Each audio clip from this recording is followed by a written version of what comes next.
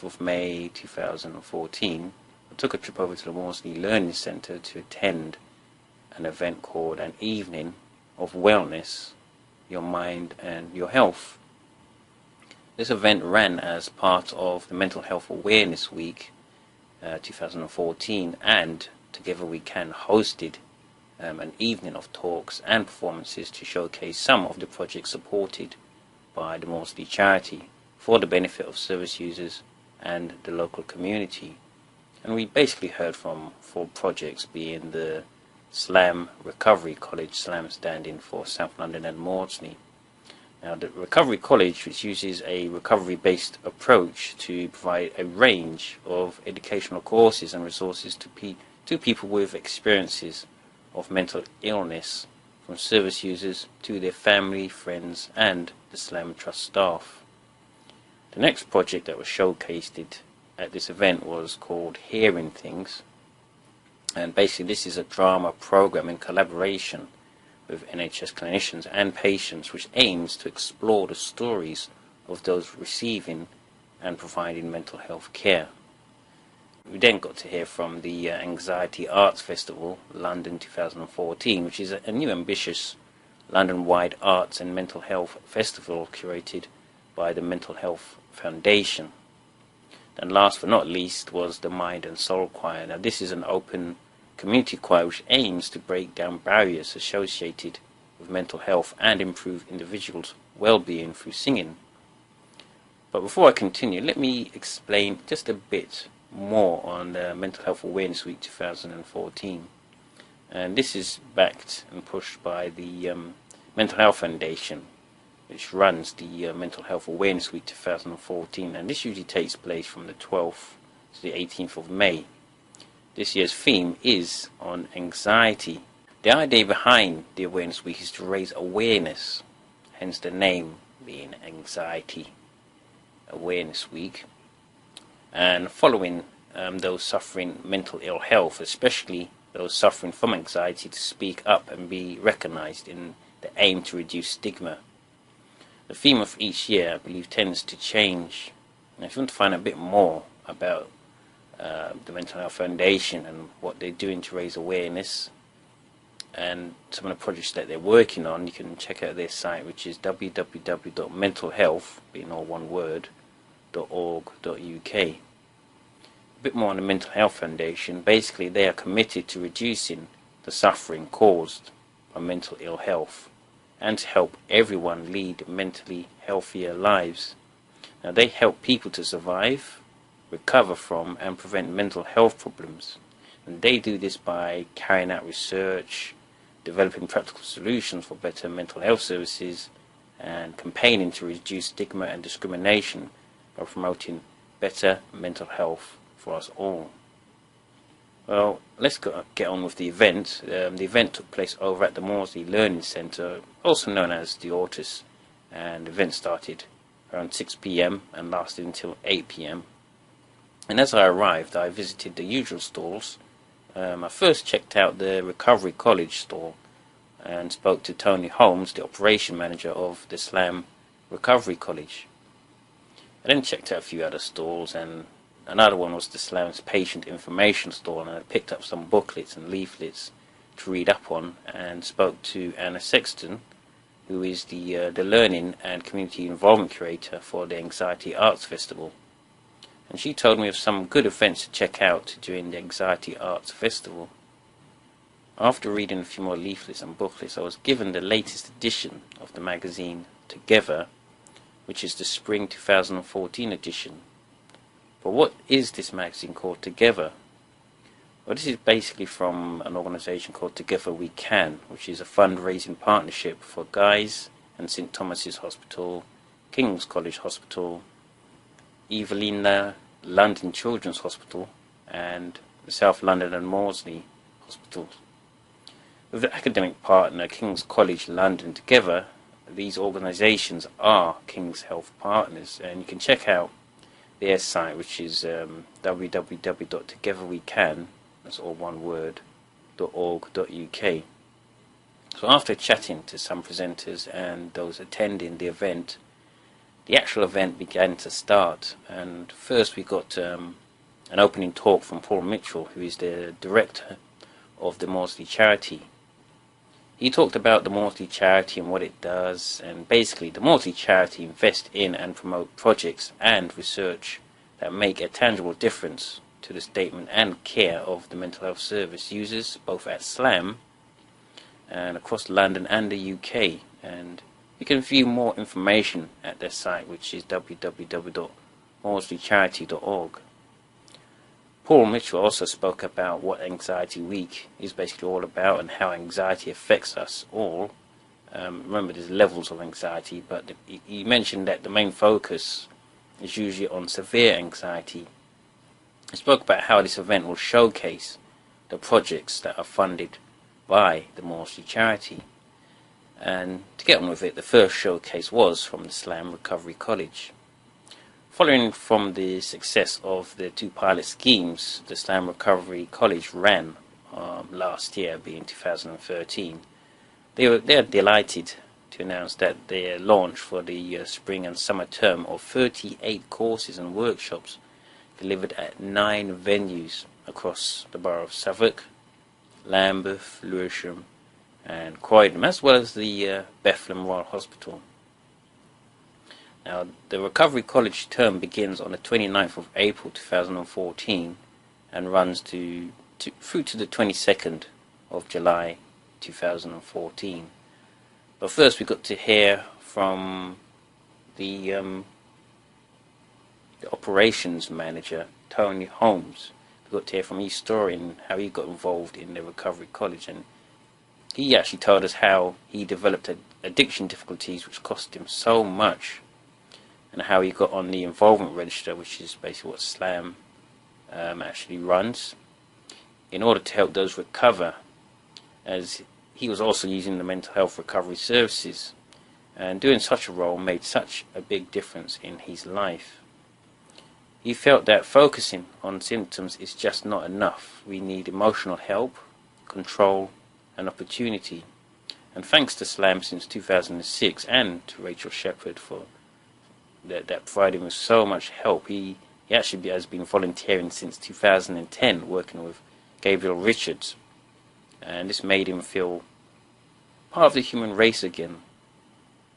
Tony Holmes, as a side note, also writes a blog about food, and he mentioned how this blog actually has won an award. He was also offered a job as the operation manager, and this time he felt he was more of a colleague instead of a service user. You can view his blog on www.theskintfoodie, again it's all one word, .com.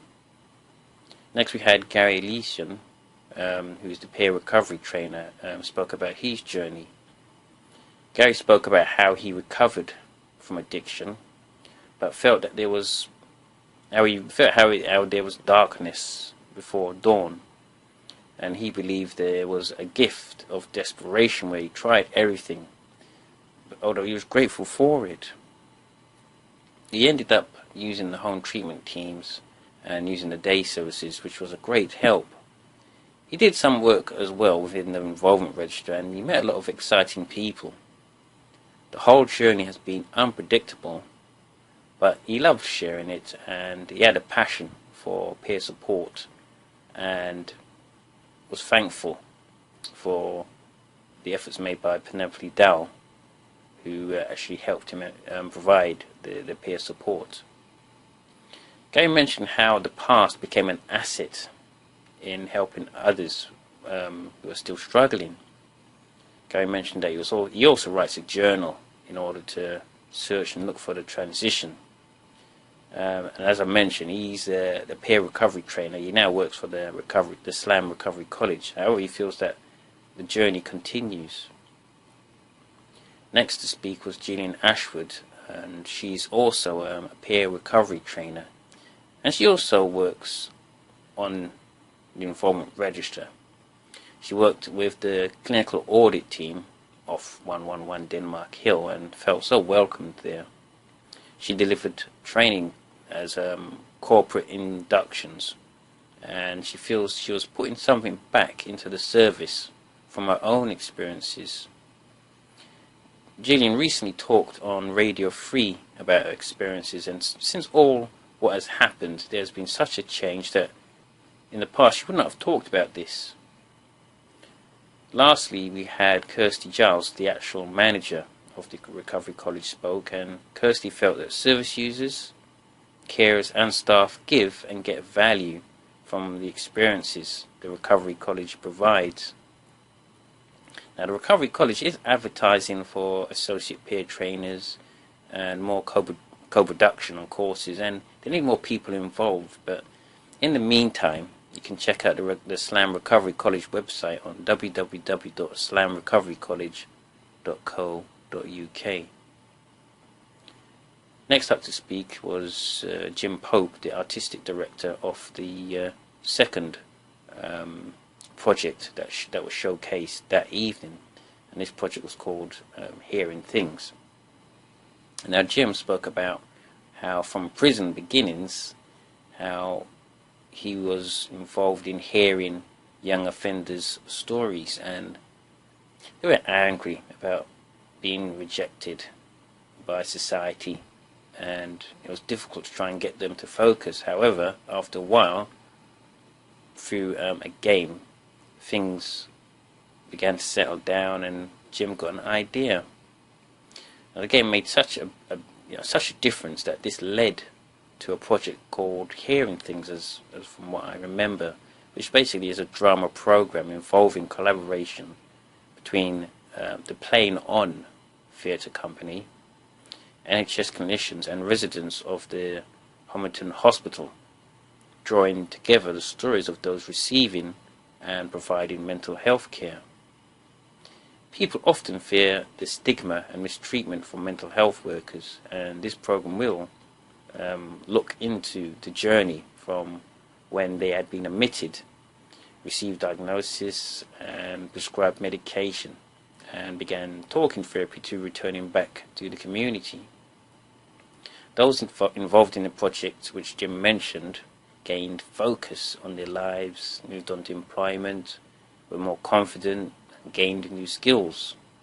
They're also funded by the Arts Council, and they have secured funding from the Maudsley Charity for a residential program at the Maudsley Hospital from April to June 2014, culminating in performances on the ward at the Autis Centre as part of the Anxiety Festival 2014, which I'll get onto in a moment, and this will be done at the Albany Theatre in Deptford.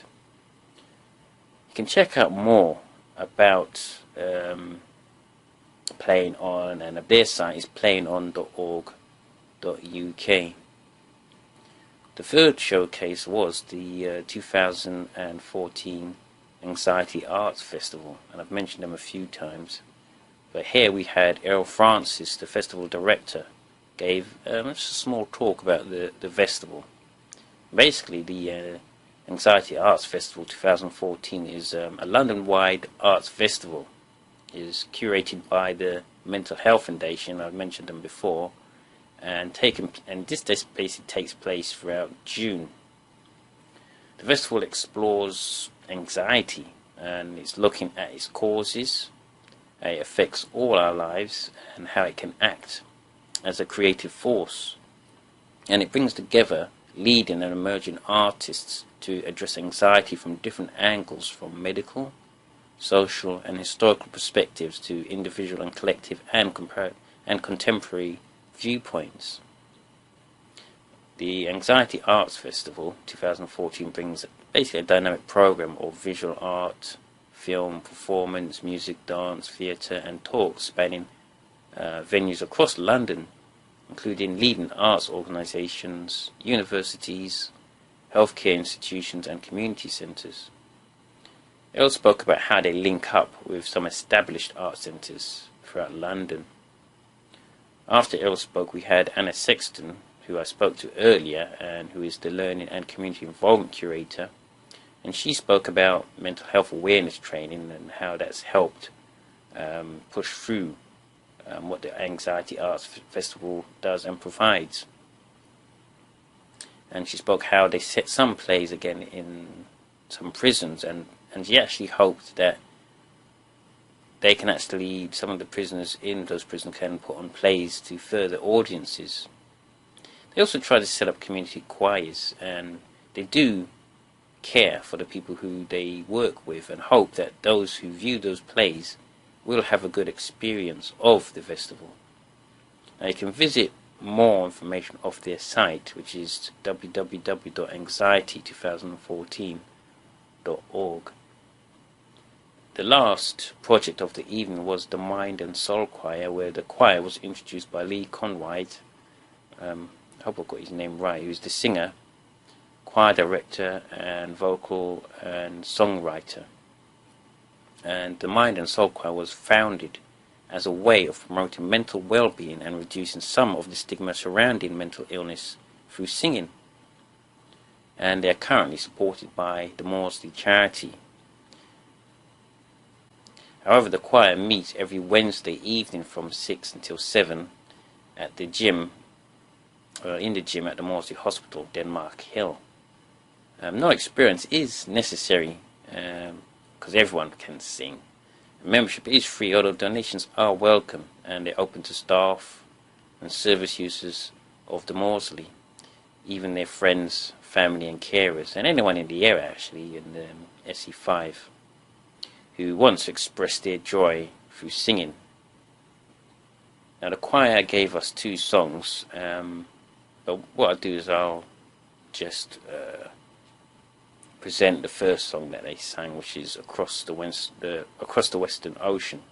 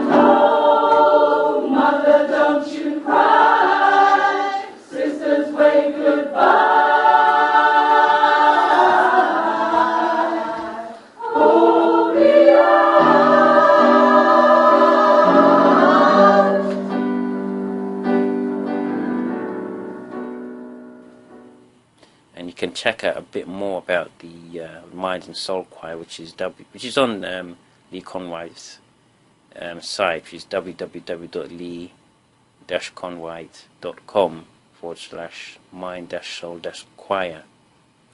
After that performance, we then had a closing speech by Paul Mitchell of the achievements of each project and how the Maudsley Charity and the partners were trying to combat anxiety, which again is the theme of Mental Health Awareness Week and the main aim of the Anxiety Arts Festival.